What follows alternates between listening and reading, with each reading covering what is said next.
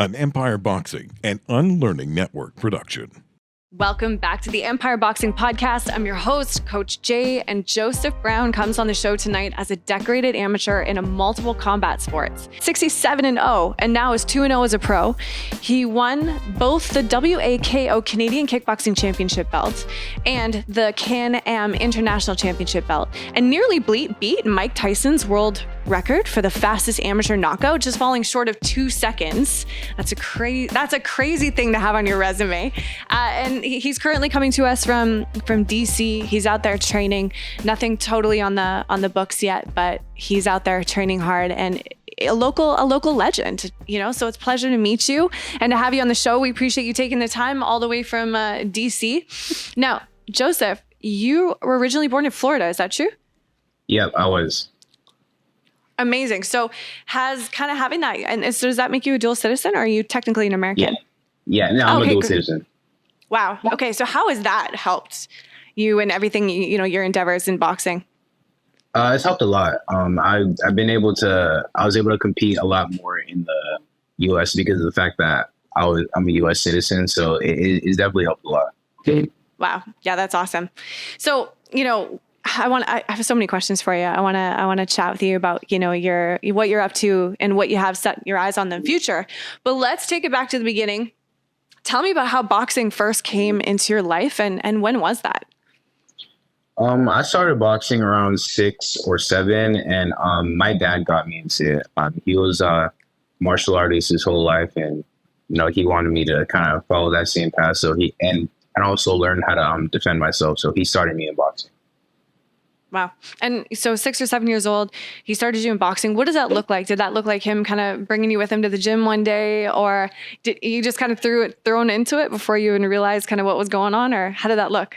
I mean, since I was born, to be honest, my dad's been teaching me how to fight. I just didn't start into a gym until I was 6 or 7. But I mean, my dad's always been teaching me how to fight, throw punches and kicks and all that. Right. And you had a massive repertoire of combat sports that you were interested in, Muay Thai, kickboxing. Did you ever do any grappling, wrestling, jiu-jitsu, anything like that? Yeah. I did all of the above. I did a lot of, I was doing a lot of jiu-jitsu when I was younger. I kind of slowed down now to focus on more, I still practice it, but just not how I used to focus more on boxing. But yeah, I did everything growing up. And how did you determine of all those disciplines that boxing was the one you wanted to become professional in? I guess as I grew older, I just started to fall in love with boxing the most. I mean, till this day, I still train in MMA, and my goal one day is to after I win titles in boxing, to cross over into UFC and win a title there, because I'd be the first male to do that. So I still practice until this day, but I guess as I grew older, I just kind of started to pick boxing as my favorite. Yeah, interesting. Yeah, I mean, I guess we don't usually see that sort of boxing going to MMA. We more often see MMA transitioning into boxing, correct? Yeah. What would that look like for you? Let's imagine that scenario. How would you go about entering kind of the mixed martial arts world, and at what stage in your pro career would you want to do that? Well, yeah, but I would be one of the only people that could not just cross over to MMA just to cross over and get submitted in the first round. Because I've been doing it since, because I started boxing around 6 or 7, but I also started all my martial arts around that time too, within a year or two of each other. So like I said, because I've been growing up doing everything, I'm not like someone else. I'm not like another boxer who would cross over with no experience at all. I'm very experienced in all of those things. I won world championships in Muay Thai.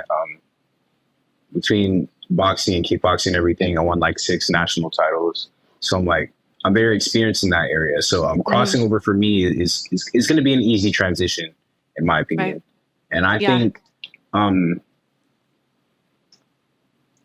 I'd say I'd probably stay boxing, maybe I'm thinking 10. I don't see myself going past 10 years, and then at that point I'd probably cross over.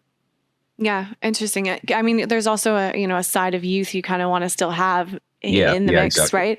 Right? Even just to maximize your recovery and your training and stuff like that. Now, how old are you now? 17. 17. Wow. Okay. Yeah. So, I mean, what was the impact on kind of just like, a normal childhood that kind of all this like, pretty intense athletic pursuit early on had? I mean, I definitely wasn't like all the other kids that I used to hang around because I was always in the gym. I mean, since I was a little kid, I used to be training for like hours and hours a day at a time. So I never had time to really go be like a normal kid like everybody else. But it's paying off now, and I am where I am now because of the sacrifices I made when I was younger. Is there ever a piece of you that kind of regrets that, wishes you could change any of it, or are you happy with the outcome?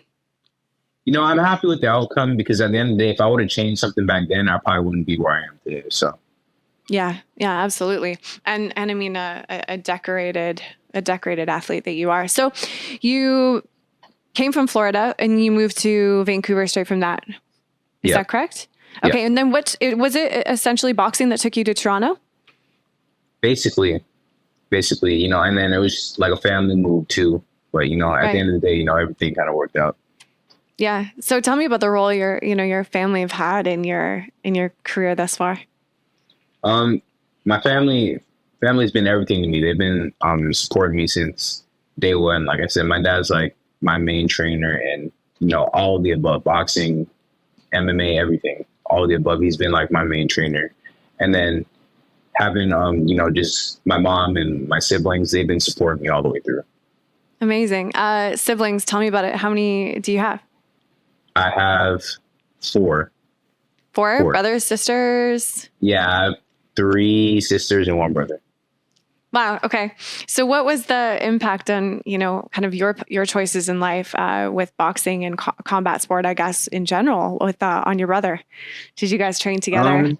Yeah, me and my brother train together now. Like my brother, he doesn't compete or anything like that. I don't know if he likes it that much. Maybe one day he'll grow into it and start wanting to do that, start wanting to compete and take it seriously. But as of right now, he just he trains with me and helps me get better.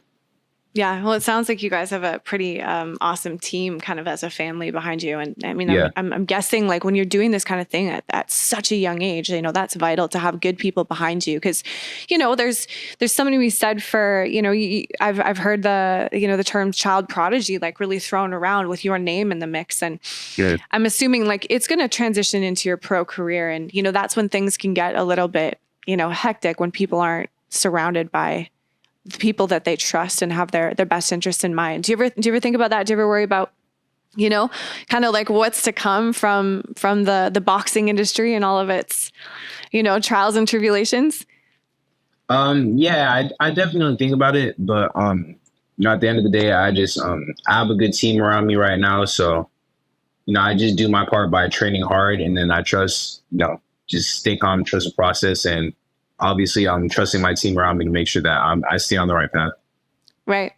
And tell me about that. Take me back to like your pro debut. I would love you to walk me through that experience because, definitely for you, you'd had tons of ring time at that point. So, but were you still nervous? Like, what was it like for that first walkout? Tell us about it. Yeah, I was definitely nervous.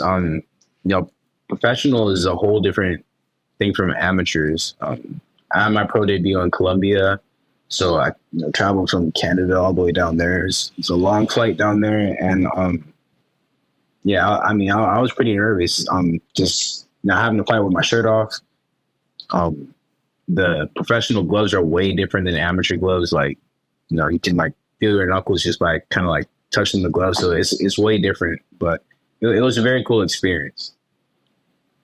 Yeah. What were some of the highlight moments for you that stood out?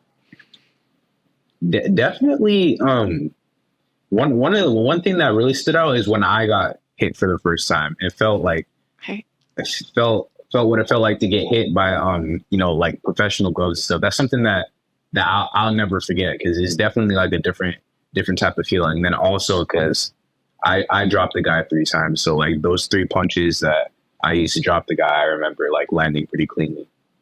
Wow, amazing. Now, okay, so take us to that 10-second knockout. Talk to us about, everything that led up to that moment for you.